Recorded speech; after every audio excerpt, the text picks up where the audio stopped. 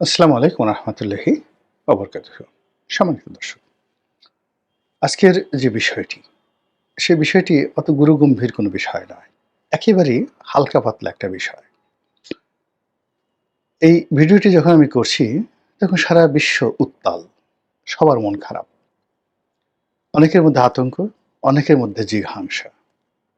Iran এবং ইসরায়েলের যে যুদ্ধ, সেই যুদ্ধের যে চালচিত্র, সেই চালচিত্র সারা পৃথিবীকে ২ ভাগে বিভক্ত করে ফেলেছে। এক পক্ষ ইসরায়েলকে ভয় পাচ্ছে এবং আশঙ্কা করছে ইরান শেষ হয়ে যাবে। আর আবেগ নির্ভর একটা জাতি, একটা সম্প্রদায়, শান্তিপ্রিয় মানুষ, তারা কায়মনে বাক্যে যুদ্ধের অবসান চাচ্ছে। আরেকটি গ্রুপ, তারা চাচ্ছে ইরান বিজয়ী হোক। এবং এই সময়ের মধ্যে মিস্টার ডোনাল্ড ট্রাম্প হঠাৎ করে যখন এই যুদ্ধে অংশগ্রহণ করলেন এবং তার হাতে যেটা সর্বোচ্চ অস্ত্র রয়েছে, যেটাকে ব্রহ্মাস্ত্র বলা যেতে পারে, পৃথিবীর সবচেয়ে বড় যুদ্ধ বিমান B-2 বোমারু বিমান, এবং সেই বোমারু বিমানে করে তিনি সেই ক্ষেপণাস্ত্র তিনি সেখানে পাঠালেন বা নিক্ষেপ করলেন, যেটিকে বলা হয় পৃথিবীর সবচেয়ে ইফেক্টিভ, যাকে বলা হয় ক্ষেপণাস্ত্র, যা যেকোনো পাহাড়ের উপরে, যেকোনো ভূমির উপরে এবং যেকোনো শক্ত বিষয়ের উপরে, মানে শক্ত মানে রক যাকে বলা হয়, পাথর, সেই পাথরের উপরেও যদি আপনি সেই ক্ষেপণাস্ত্র নিক্ষেপ করেন, তো সেটা ঘুরে ঘুরে ঘুরে ঘুরে ৩০০ মিটার পর্যন্ত গভীরে ঢুকে যেতে পারে। তো ৩০০ মিটার থেকে যদি মাটি একটু নরম হয়, এটা অনেক সময় ৪০০ মিটার পর্যন্ত তারা চলে যায়, অর্থাৎ প্রায় আধা কিলোমিটার গভীরে সেই ক্ষেপণাস্ত্র ঢুকে ওই আধা কিলোমিটারের গভীরে যদি আপনি কোনো স্থাপনা তৈরি করেন, সেটাকে ধ্বংস করে দিতে পারে। এইভাবেই আমরা শুনে আসছিলাম। তো সেই বোমারু বিমান এবং সেই বোমা, ক্ষেপণাস্ত্রের মাধ্যমে সেই বোমা ইরানের ৩টি জায়গাতে ৩টি পরমাণু কেন্দ্রে নিক্ষেপ করা হয়েছে। ইরান বলছে আমাদের কিছুই হয়নি, আমেরিকা বলছে সব শেষ হয়ে গেছে। তো এগুলো নিয়ে যখন আলাপ আলোচনা হচ্ছে এবং সবার যখন মন খারাপ, তখন আজকের যে বিষয়টি, এই বিষয়টি এর সঙ্গে বেমানান। এই কারণ হলো এটা অনেকটা স্যাটায়ার মূলক এবং এটি পুরনো একটা বিষয় এবং বাংলাদেশের বিষয়। লন্ডন যখন গিয়েছিলেন ডক্টর মোহাম্মদ ইউনূস, তো সেই সময় তিনি বিবিসির সঙ্গে একটা সাক্ষাৎকার দিয়েছিলেন এবং সেই সাক্ষাৎকারে তিনি যেভাবে নাস্তানাবুদ হয়েছেন এবং সেখানে অনেকগুলো বিষয় বিবিসির সাংবাদিক তার মুখ থেকে বের করে নিয়ে এসেছেন, সেই বিষয়গুলো এখন পুরনো হয়ে গেছে এবং অনেকে বিবিসির সঙ্গে তার সেই সাক্ষাৎকার নিয়ে দেশের ভেতরে তেমন কেউ করেনি, তবে দেশের বাইরে অনেক ইউটিউবার, কন্টেন্ট ক্রিয়েটর ভীষণ রকম ডক্টর মোহাম্মদ ইউনূসকে খোঁচা দিয়ে অপমান করে যা মুখে আসে তাই বলেছেন। তো আমি ভাবছিলাম যে এই বিষয়টা নিয়ে একটা ভিডিও করব কি করব না, এটা তো অনেক পুরনো একটা বিষয়। কিন্তু আমার কাছে মনে হলো যে এখানে এমন কিছু ঘটনা ঘটেছে, এমন কিছু কথা ডক্টর মোহাম্মদ ইউনূস বলেছেন, এমন কিছু প্রশ্ন বিবিসি করেছে যেটা আগামী ৫০ বছর পরেও আলোচিত হতে পারে। এর কারণ হলো যে পুরো ডক্টর মোহাম্মদ ইউনূসের যে লন্ডন ভ্রমণটি আমাদের রাজনীতির একটা টার্নিং পয়েন্টে নানা রকম জটিলতা তৈরি করেছে। আমার দৃষ্টিতে এই সময়টিতে উনার ইংল্যান্ড যাওয়াটাই উচিত হয়নি, দরকার ছিল না। যেভাবে আমি শেখ হাসিনার পতনের আগে তার যে সর্বশেষ বিদেশ সফর, চীনে তিনি গিয়েছিলেন, আমি বলেছিলাম যে এই মুহূর্তে তার চীনে যাওয়াটা ঠিক হচ্ছে না। এই কারণ হলো তার আগে দিল্লি যাওয়া উচিত, ভারতকে তার শান্ত করা উচিত এবং একদিকে তার মনোনিবেশ করা উচিত। তার এই মুহূর্তে চীনে যাওয়া উচিত না। চীনে যেতে হলে তাকে আগে ভারতের সাথে সম্পর্ক নষ্ট করে তারপর চীনে যেতে হবে। তো তিনি সে কারণে চীনে গেলেন। আবার চীনে তিনি অপমানিত হলেন, লাঞ্ছিত হলেন। প্রেসিডেন্টের সঙ্গে তার কোনো রকম ফরমাল বৈঠকই হলো না। তিনি রাস্তায় একদিন ঘুরে বেড়ালেন, তারপর বাংলাদেশে আসলেন। আমি বললাম যে তিনি ক্লান্ত, বিধ্বস্ত, অপমানিত, তার সংবাদ সম্মেলন করাটা ঠিক হবে না। করলে তিনি বিপদে পড়বেন। কিন্তু তখন তো তিনি দেবতার স্তরে পৌঁছে গেছেন। আমার মতো একজন সাধারণ মানুষের কথা শোনার তার যারা লোকজন আছে তাদের তো সময় নেই। সংবাদ সম্মেলন হলো। সেই সংবাদ সম্মেলনে একজন সাংবাদিক প্রভাস আমিন তিনি একটা প্রশ্ন করলেন। রাজাকারের বাচ্চা নাতিপুতি নিয়ে একটা প্রশ্ন করলেন। আর সেই প্রশ্নের কারণে সারা বাংলাদেশ উত্তাল হয়ে গেল, শেখ হাসিনার পতন হলো। দেখেন ছোট্ট একটা জায়গা থেকে। কিন্তু ইতিহাস খুঁজে দেখেন যে শেখ হাসিনার চীনে যাওয়ার আগে বাংলাদেশে কোনো মানুষ বলেছিল কিনা গোলাম মোল্লা রনি ছাড়া যে তার এই চীনে যাওয়াটা ভয়াবহ একটি বিষয়।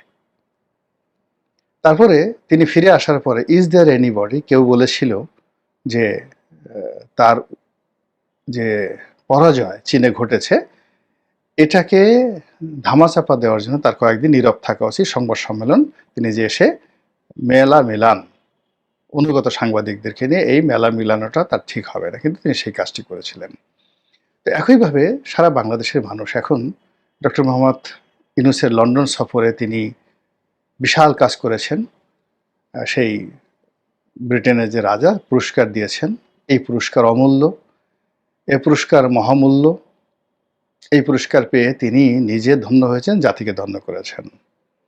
এবং অনেকে বলার চেষ্টা করেছেন যে তিনি ব্রিটেনের যে রাজা চার্লস তার চেয়ে এত মহান আমাদের ডক্টর মোহাম্মদ ইউনূস যে রাজা তাকে পুরস্কৃত করে রাজা নিজে সম্মানিত হয়েছেন। রাজা যাবে, রাজা আসবে, কিন্তু ইউনূস তো দ্বিতীয়বার পয়দা হবে না, এরকম তেলবাজি। তারপর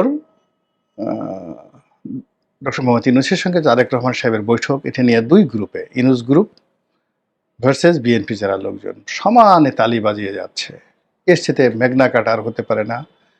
বাংলাদেশের ইতিহাসে একটা মাইল ফলক তৈরি হলো, এই দুই নেতা বৈঠক করলেন। সারা বাংলাদেশে মানে আগামীতে বসন্ত আসবে, গাছে গাছে ফুল ফুটবে, ফল হবে, কোকিল দোয়েল শালিক ময়না টিয়া পাখিতে সারা বাংলাদেশ ভরে যাবে, এইরকম স্বপ্নে যখন বিভোর, তখন আমি প্রথম থেকে বলে আসছি যে ওনার ইংল্যান্ডে যাওয়া ঠিক হয়নি।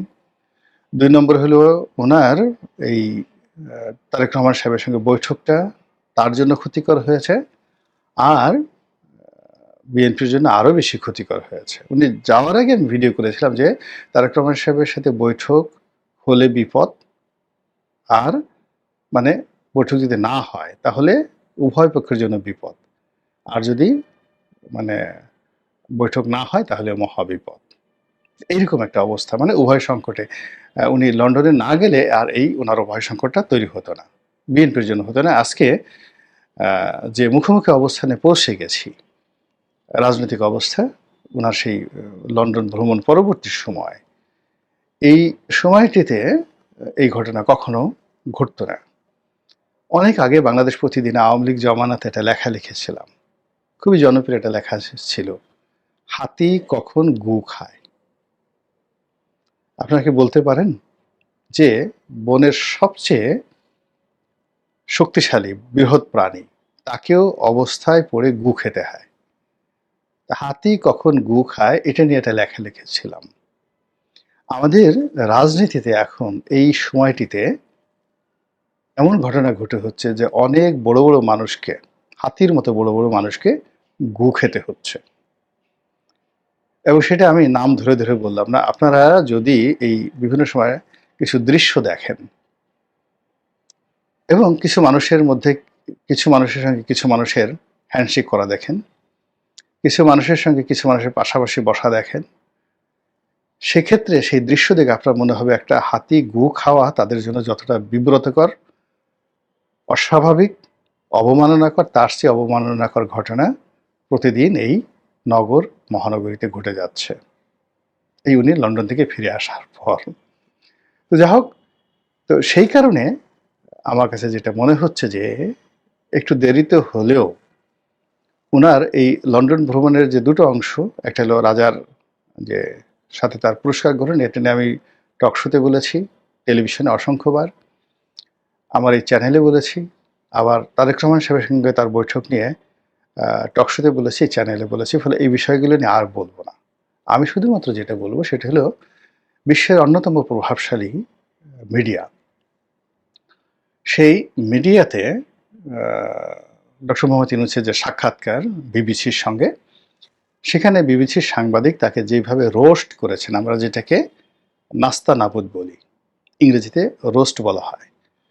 অনেকটা হাসতে হাসতে যদি কাউকে ভাজি করেন, কাউকে পোড়ান, কাউকে আলু ভর্তা করেন, কাউকে ম্যাশ করেন, তো এটাকে রোস্টেড বলা হয়। হাসতে হাসতে আপনি বলতেও পারবেন না, মানে আপনাকে ঠাট্টা করতে করতে একটা জায়গাতে বসিয়ে আপনার মুখ দিয়ে এমন সব বিব্রতকর কথা বের করবে বা আপনাকে এমন সব প্রশ্ন করবে যে এই প্রশ্ন আপনি উত্তরও দিতে পারবেন না, আর সেই প্রশ্নে আপনার কাপড় চোপড় কিছু থাকবে না। এরকম ইউরোপে রোস্ট হয়। অনেক মন্ত্রী, এমপি, অনেক বিখ্যাত ব্যক্তি, অনেক সেলিব্রিটি তাদেরকে রোস্ট করে। এমনকি ইউরোপ আমেরিকাতে যেটা হয়, যেমন দেখা গেল সন্তান পিতাকে রোস্ট করছে, দুজনই সেলিব্রিটি।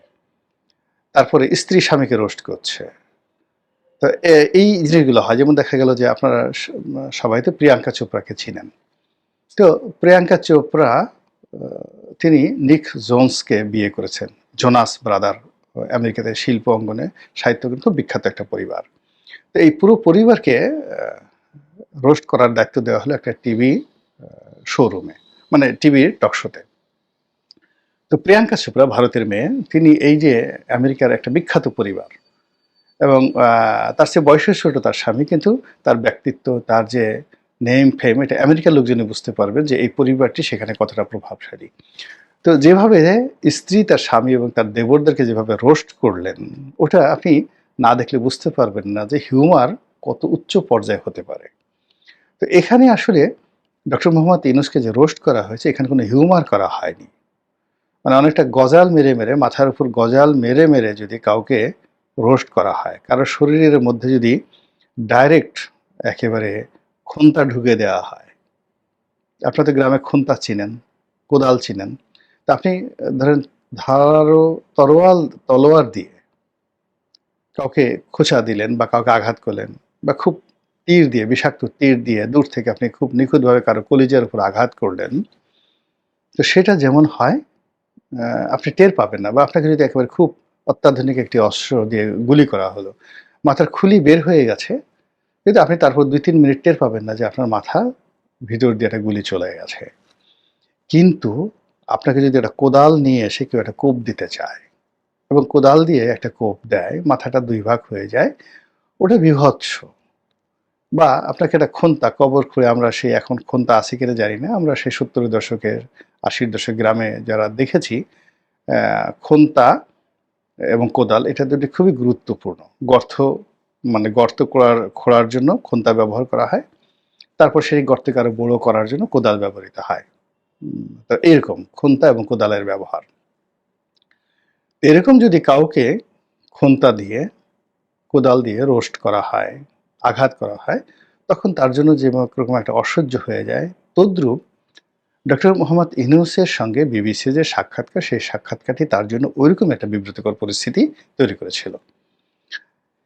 যেমন তিনি সেখানে গিয়ে খুব অপমানিত হয়েছিলেন। এর কারণ হলো তিনি ব্রিটিশ প্রধানমন্ত্রীর সাক্ষাৎ পাননি।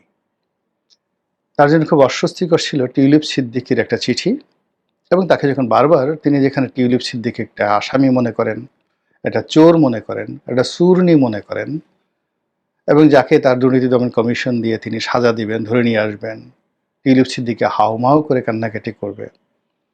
তো সেখানে ইংল্যান্ডের মাটিতে তিনি সেই টিউলিপ সিদ্দিকীর কূটনীতির পাল্লায় পড়বেন, এটা আনএক্সপেক্টেড।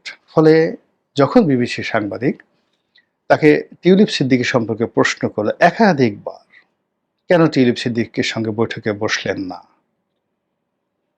কেন টিউলিপ সিদ্দিকীর অভিযোগের জবাব দিতে পারছেন না, তার বিরুদ্ধে কিসের ভিত্তিতে দুর্নীতি করা হলো, এই প্রশ্নগুলো BBC world, not BBC Bangla, not BBC India, তো ব্রিটিশ গণমাধ্যম বিবিসির পক্ষ থেকে যখন তাদের দেশের একজন সাবেক মন্ত্রী এবং পার্লামেন্ট মেম্বার সম্পর্কে এইভাবে ডক্টর মোহাম্মদ ইউনূসকে প্রশ্নবাণে জর্জরিত করছিল, এর চাইতে রোস্ট আর অপমান হতে পারে না। এই গেল এক। ২ নম্বর হলো যে কেন প্রধানমন্ত্রীর সঙ্গে তার বৈঠক হলো না। প্রশ্ন, কেন আওয়ামী লীগকে নিষিদ্ধ করা হলো?